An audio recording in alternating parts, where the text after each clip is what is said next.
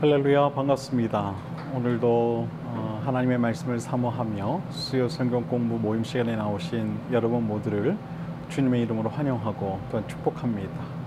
오늘은 디모데전서 5장 19절부터 25절까지 말씀을 가지고 함께 은혜를 나누고자 합니다. 먼저 하나님의 말씀을 보시겠습니다. 장로에 대한 고발은 두세 증인이 없으면 받지 말 것이요, 범죄한 자들을 모든 사람 앞에서 꾸짖어 나머지 사람들로 두려워하게 하라. 하나님과 그리스도 예수와 택하심을 받은 천사들 앞에서 내가 엄히 명하노니 너는 편견이 없이 이것들을 지켜 아무 일도 불공평하게 하지 말며 아무에게나 경솔히 안수하지 말고 다른 사람의 죄에 간섭하지 말며 내 자신을 지켜 정결하게 하라. 이제부터는 물만 마시지 말고 내 위장과 자주 나는 병을 위하여는 포도주를 조금씩 쓰라.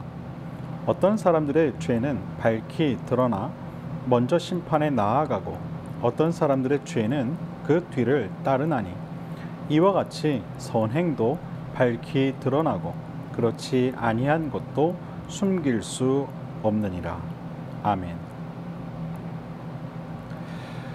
오늘 본문에서는 지난 시간에 이어 이 교회 원로들의 처우에 대한 이야기입니다.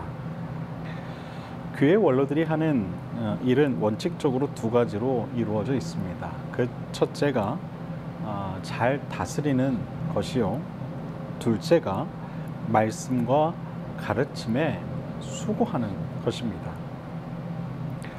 게으르지 아니하고 이러한 일에 수고한 자들은 배나 존경받을 가치가 있는 자들이라고 성경은 말합니다.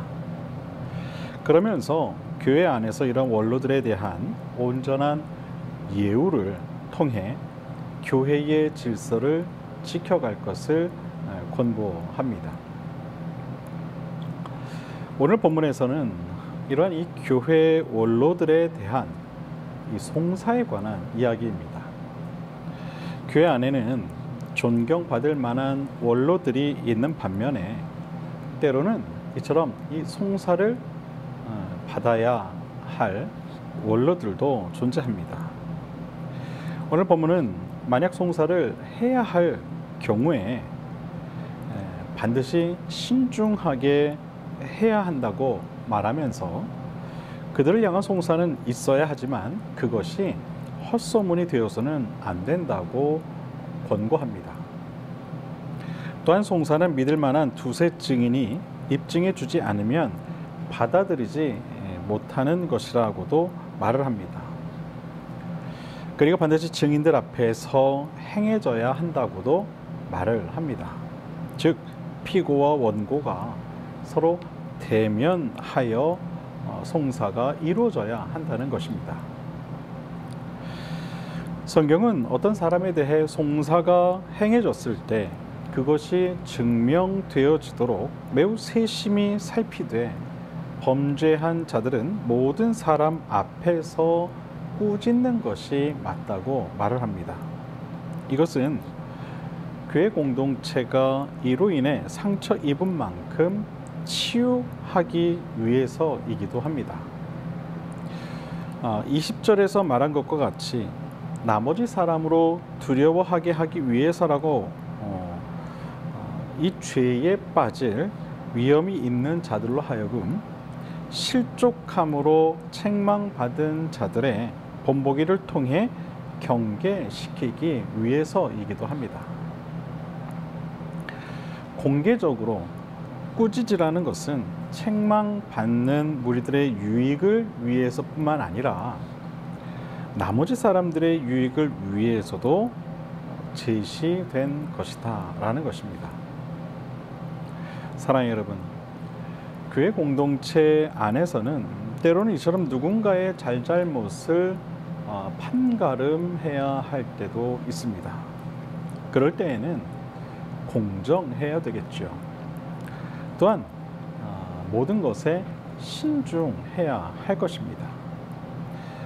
어느 한쪽의 목소리에 치우치지 않으며 이처럼 이 공정하고 세심하게 그야말로 이 교회 공동체를 사랑하는 마음으로 그 모든 일들을 판단해야 할 것입니다. 이러한 원칙은 교회 공동체 모두가 건강하기 위한 것임을 우리는 결코 잊어서는 안 될 것입니다. 계속해서 사도 바울은 죄사함에 대하여 이야기합니다. 어떤 사람들의 죄는 너무나도 명백하고 분명해서 교회가 그것에 책망을 하여도 거론의 여지가 없는 것이 있습니다. 하지만 어떤 사람들의 죄는 그렇지 않을 때도 있습니다. 24절 말씀인 어떤 사람들의 죄는 그 뒤를 쫓나니가 그것을 의미합니다. 그들의 죄악은 분명한 조사가 있기 전까지는 즉시 나타나지 않습니다. 회개 증거에 있어서도 또한 마찬가지입니다. 죄에는 감춰진 것이 있고 또 드러난 것이 있습니다. 어떤 이들은 겸손하게 회개에 이르기도 하지만 어떤 이들은 그렇지 않기도 합니다. 어떠한 죄도 하나님 앞에서는 결코 숨길 수 없는 법입니다. 사랑하는 여러분, 하나님 앞에서 우리가 숨길 수 있는 죄가 과연 있을까요? 결코 없을 것입니다. 우리를 항상 지켜보시는 하나님의 시선이 있음을 우리는 기억하고 언제나 온전한 신앙으로 살아가는 우리 그림교회 모든 성도님들이 되시기를 주님의 이름으로 부탁을 드립니다. 드러나든 드러나지 않든 나의 그 있는 모습 그대로 하나님 앞에 나아가는 그런 믿음의 용기가 함께하는 저와 여러분 모두가 될 수 있게 되기를 바랍니다.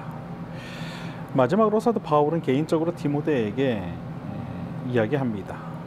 21절과 23절에서 디모데에게 그의 직무를 잘 유의해서 행할 것을 권고하며 특별히 이 디모데의 비위와 자주 나는 병을 인하여 포도주를 조금씩 써볼 것을 권고합니다. 물론 이것은 치유를 위한 의료적 권고입니다. 여러분, 인간이 마땅히 자신의 몸을 잘 돌보아야 하는 것은 하나님의 뜻이라는 사실을 우린 잘 알고 있습니다. 이는 우리 자신이 하나님을 섬기는 일에 가장 적절하고 유용하게끔 사용하기 위해서이기도 합니다. 디모데에게 있어서 포도주는 마치 그런 것과 같은 것이었습니다.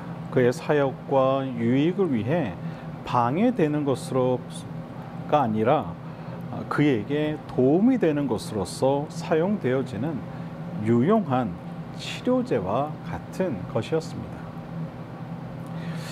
사랑하는 여러분, 사도 바울은 오늘 이 본문을 통해 진정 이 건강한 교회 공동체를 위한 일이 무엇인가를 생각할 것을 우리에게 말합니다.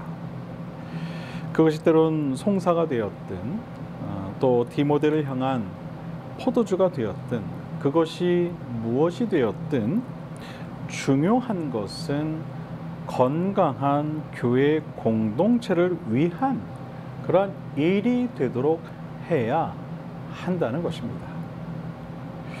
저는 우리 그림교회 공동체 모든 지체들도 항상 이처럼 건강한 교회 공동체를 위해 모든 일에 있어서 세심한 관심과 서로의 일들을 돌아보는 그러한 일들이 더욱 많아졌으면 좋겠습니다. 그로 인해 우리 그림교회 공동체가 지금보다 더욱 건강한 그런 교회 공동체로 성장해 갈 수 있게 되기를 바랍니다. 기도하겠습니다.